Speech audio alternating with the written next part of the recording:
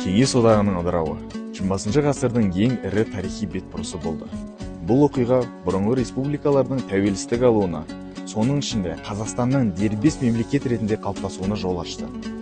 Бүгін біз сол тарихи сәттердің маңызын және тәуелсіз Қазақстанның алғашқы қадамдарын еске аламыз.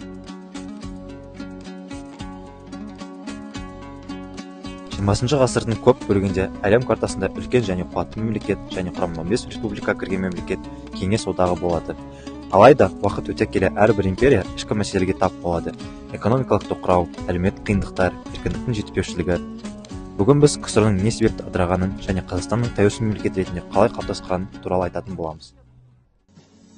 Ел тосқан түрді келетін мүлде жайдарлы, сол жылы бірақ әдеттен жырақ көрінді шынық айбарлы.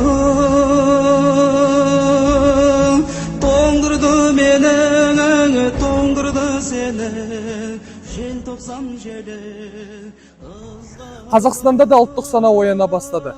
Дәл осы жерде 1986 жылы 17-18 желтоқсанда Алматыда қазақ жастары алаңға шығып, әділдік пен ұлттық намысты қорғады. Бұл желтоқсан көтерілісі. Желтоқсан оқиғасы Қазақстанның тәуелсіздікке ұмтылуының айқын көрінісі.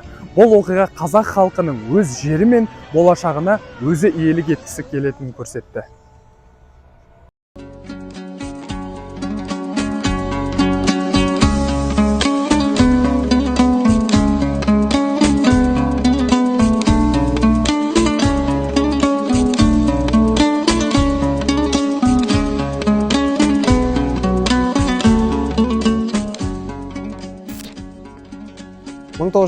жылдардың ортасында Кеңес одағы үлкен дағдарысқа ұшырады. Дүкен сөрелерінде азық-түлік азайып, зауыт-фабрикалар баяу жұмыс істеді.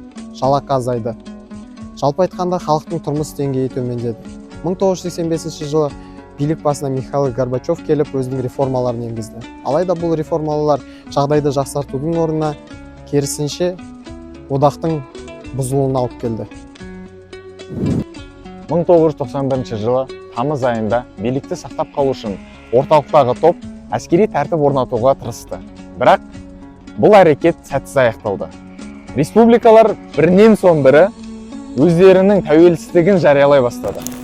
1991 жылдың 8 желтоқсанында Ресей, Беларусь және Украина басшылары КСР-ны тарқату туралы Беловеж келісіміне қол қойды. Осылайша Кеңес одағы ресми түрде өмір сүруін тоқтатты.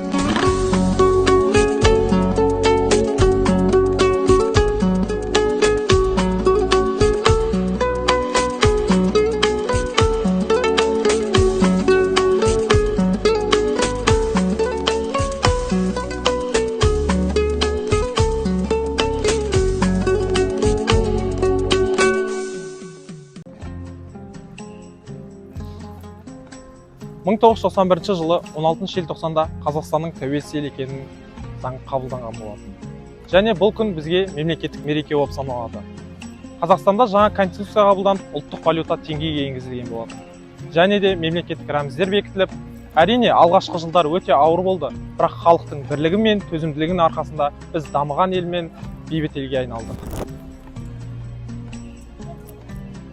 Тәуелсіздік біз үшін ең қымбат құндылық. Оны сақтау және қорғау біздің парызымыз.